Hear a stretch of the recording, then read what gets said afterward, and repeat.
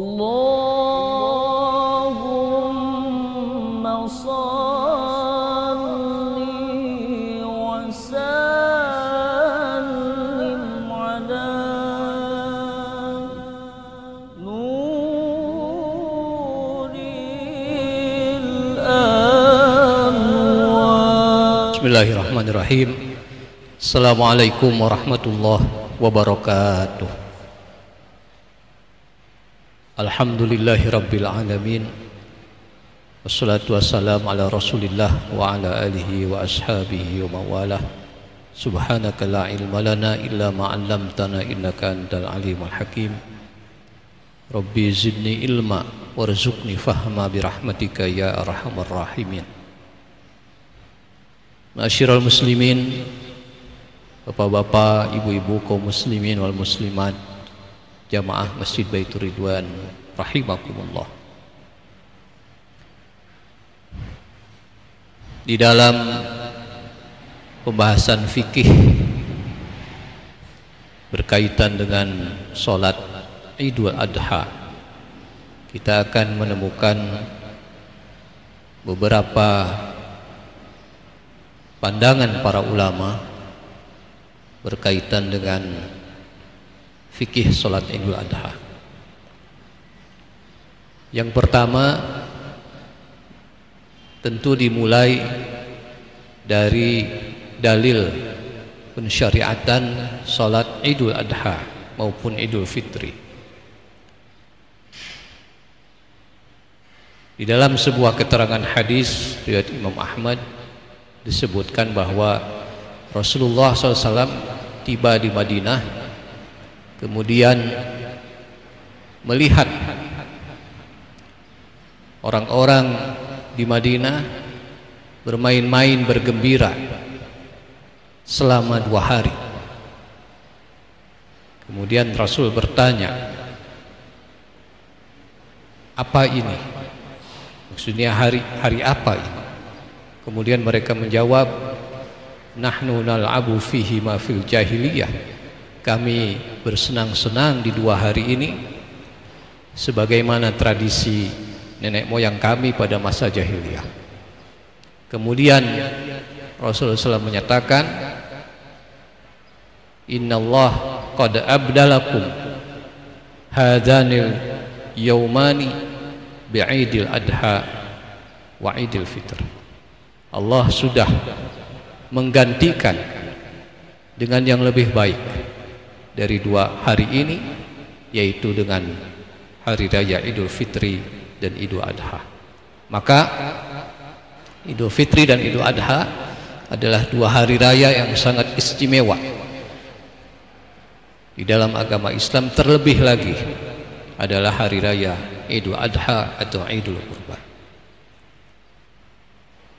Kemudian juga sebagian, bahkan banyak ulama tafsir menyatakan bahwa firman Allah dalam surat Al-Kautsar, fasalli li rabbika wanhar, maka salatlah, yang dimaksud adalah salat Idul Adha. Karena wanharnya, banyak ulama tafsir yang juga mengatakan wanhar adalah berkurbanlah, artinya sembelihlah hewan kurban. Jadi fasalli li rabbikanya adalah perintah untuk melaksanakan salat Idul Adha, dan wanharnya adalah perintah untuk berkurban. Sehingga menjadi satu ijma yang disepakati oleh para ulama bahwa Idul Adha, salat Idul Adha adalah bagian daripada syariat agama Islam yang sangat agung, yang itu harus menjadi perhatian kita bersama. Ma'asyiral muslimin, hadirin jamaah rahimakumullah. Itu yang pertama tentang dalil pensyariatan daripada salat Idul Adha. Kemudian yang kedua berkaitan dengan hukumnya. Apa hukum daripada melaksanakan salat Idul Adha ini? Kalau menurut pendapat Imam Syafi'i dan Imam Malik, salat Idul Adha itu hukumnya adalah sunnah muakkad.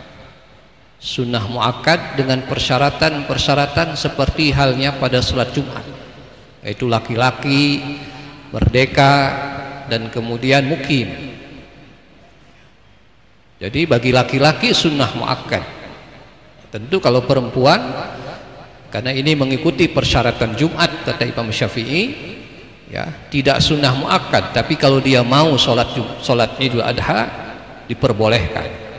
Jadi melekat persyaratan pada sholat Idul Adha itu seperti persyaratan pada sholat Jumat. Harus laki-laki, merdeka, bukan budak, kemudian mukimin, dan berjumlah 40 orang.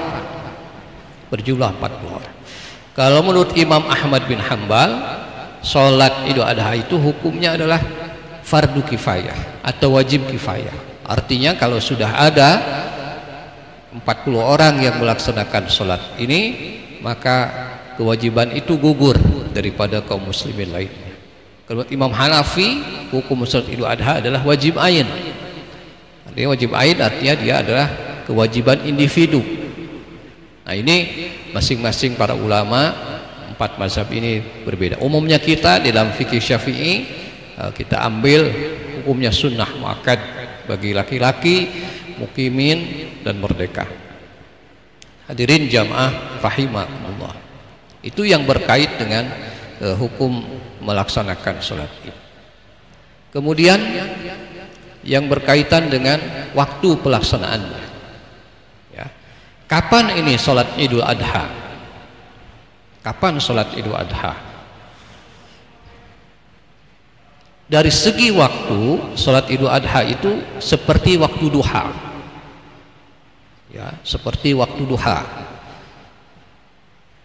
Kita ingat bahwa waktu duha itu kurang lebih 2 jam setelah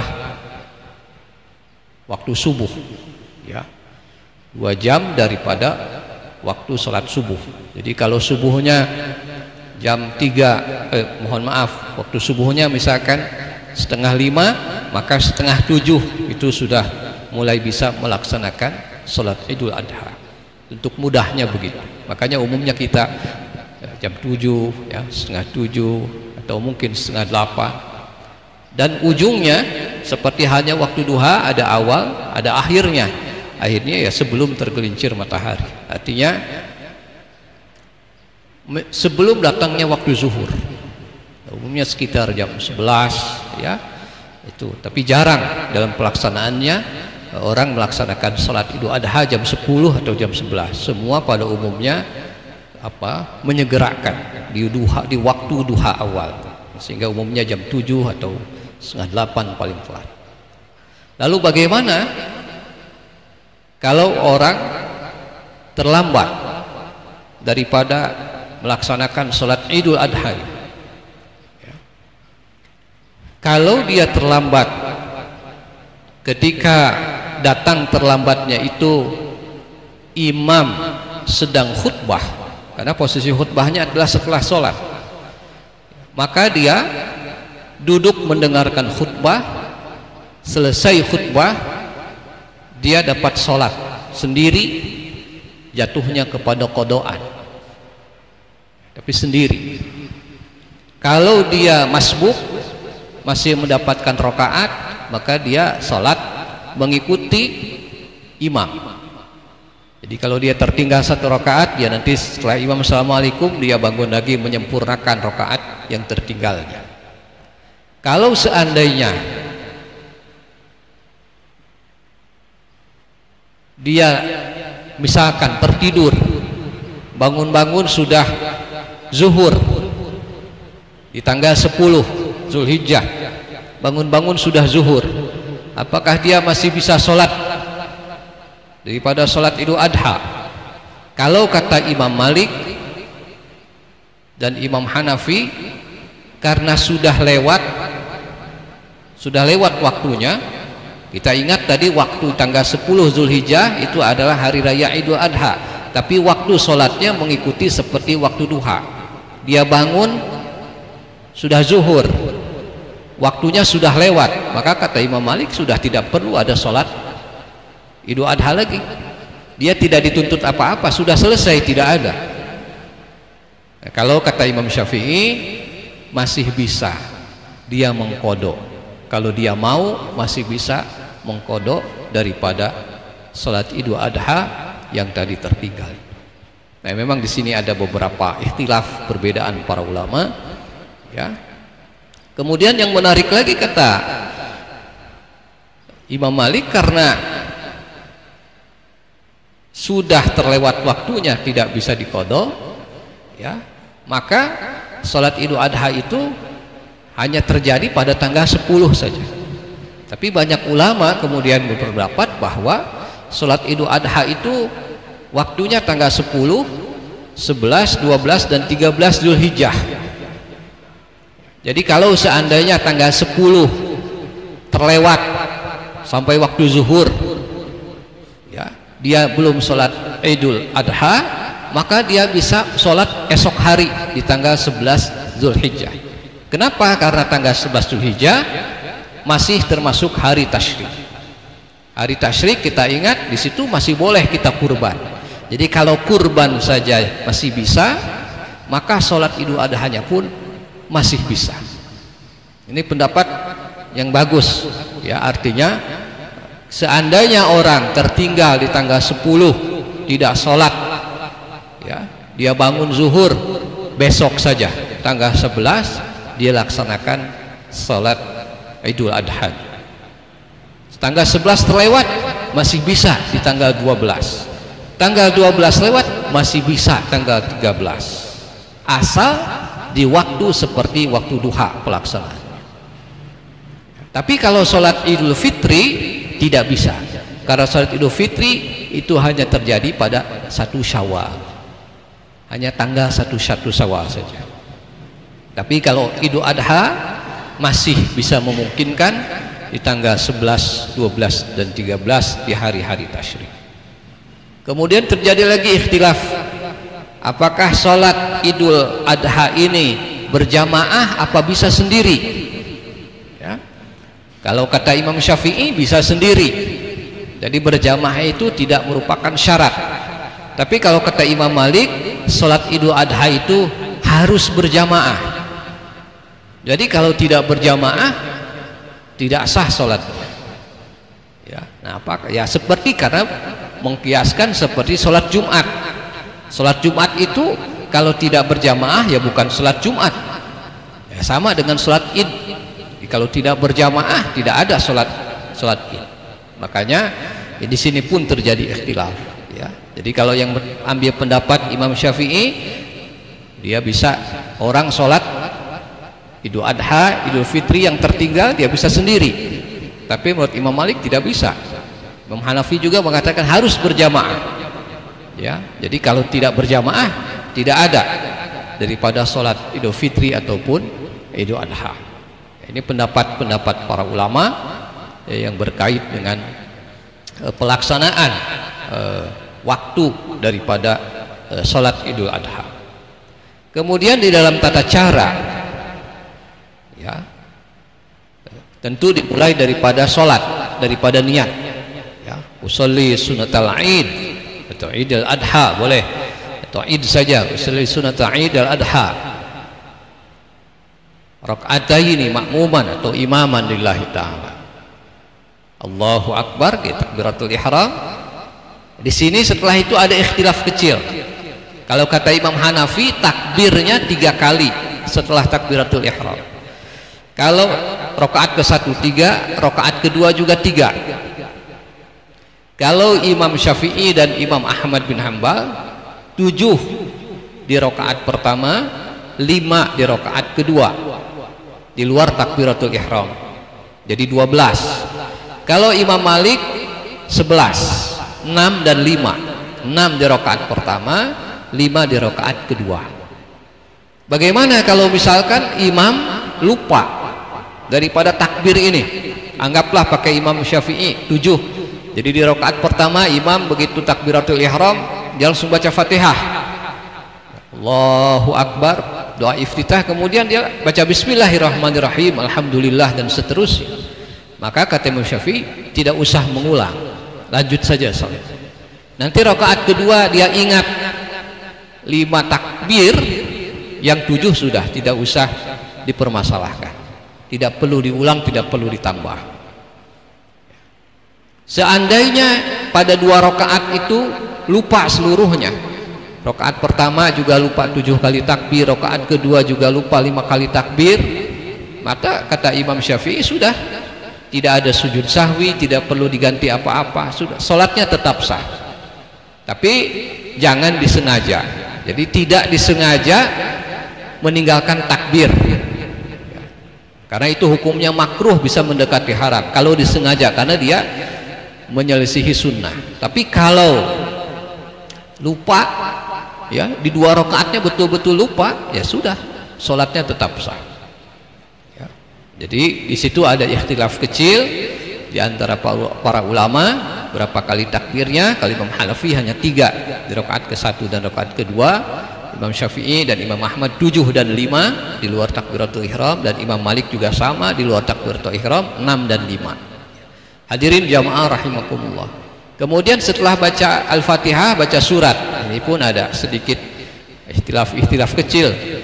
Ya, ada yang menyunahkan baca Sabbihis, surat Al-A'la dan Al-Ghasyiyah, hal ataka haditsul Ghasyiyah rakaat keduanya.